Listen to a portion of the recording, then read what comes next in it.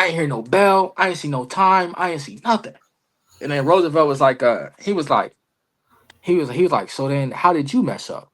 And I was like, I don't know, bro. I'm like, because like, this and that, He was like, well then that's not on you. That's on us. We'll fix it. You feel me?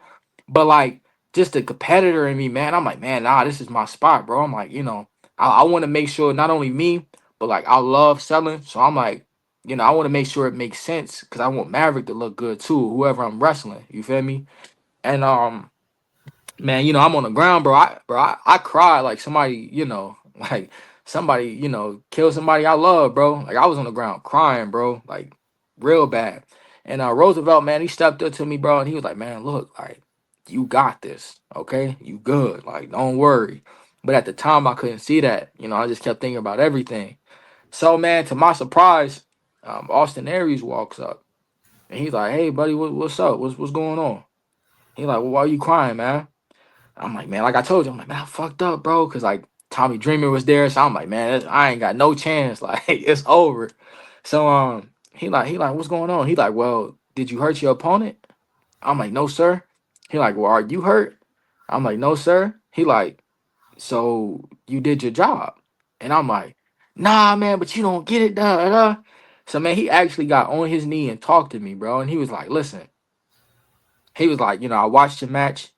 Didn't have anything bad to say about it. He gave me a few pointers about my character. He was like, I'd rather you establish yourself first before you became a goofy heel. Cause I did a spot with Yo-Yo where I had the belt and she held it and I took a bump for her or whatever before the bell rung. But he was like, man, I'd rather you establish yourself before you do that. He's like, man, outside of that, man, he's like, I didn't see anything that was like, this kid needs to work on this or needs to work on that. You feel me? So I took that as a compliment. And then he was like, he said that he was like, listen, I'd rather you think you messed up here in front of, 200, 300, 400 people then when you get to Mania and mess up and you don't know how to go about it because you've never messed up before. And then he was like, and then you're telling me it was the production, so you didn't even really mess up. So he was like, why are you upset about it, man? He was like, I understand you're passionate, that's gonna take you far.